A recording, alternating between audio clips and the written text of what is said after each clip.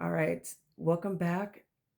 My name is Andrea. I'm here talking about my experiences as I've gone through litigation with the Phoenix Suns and Mercury, which led to exposures of another legal case that went on behind my back that included such wild betrayals, I don't even know what to say or where to start. But we'll get there. In this episode, I always start off with when you reach the pillar of success, your career, and you become the head of HR for a professional basketball team, here are some things that you should and should not do.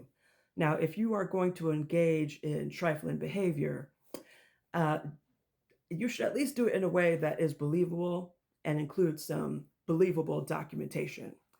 For example, if you don't know, I was fired because a white female named Jessica McNeese yelled at me at work, was in my face, verbally harassing me. She got loud with me at work twice and was never disciplined for it.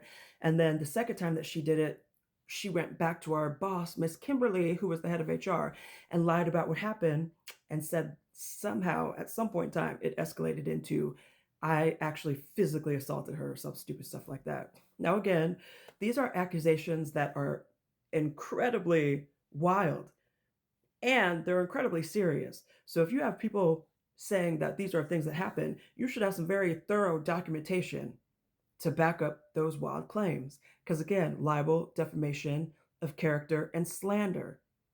Crazy.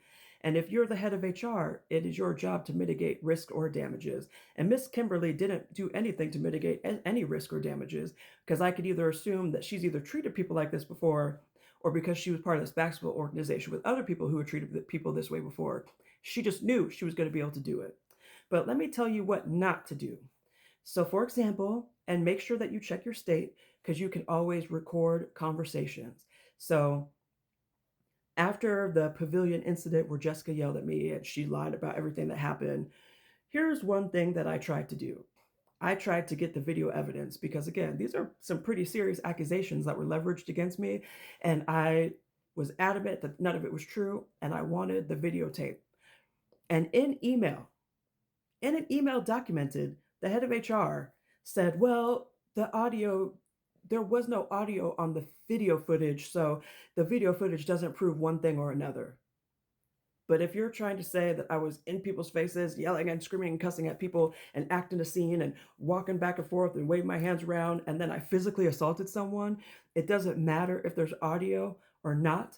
You should have videotape footage of that incident if you are going to continue to put in writing in a real life litigation lawsuit that I verbally and physically assaulted somebody and that I was always the problem. You should have email documentation. You should have weekly meetup documentation.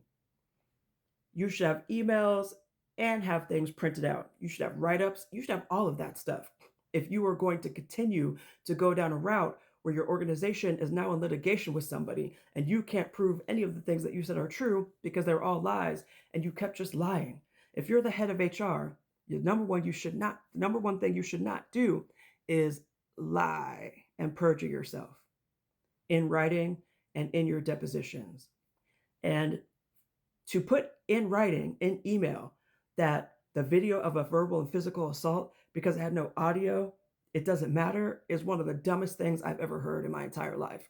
Watching this process play out, I really do feel that it's about who you know. There are so many unqualified people that lead organizations and make it to the top of their careers, and they do wild stuff like this that is just crazy. The other thing that you should not do if you are the head of HR, is have a meeting with someone where they can record you and you tell them, as Miss Kimberly told me after she realized that I wasn't going to let this go. She told me that if I continued to talk about it, she would take that as gossip and fire me.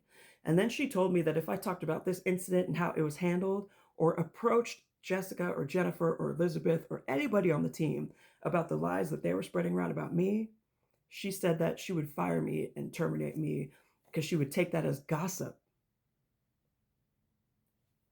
If you're the head of HR, that is definitely not how you mitigate risks or damages. And I really hope that Miss Kimberly learns to do better.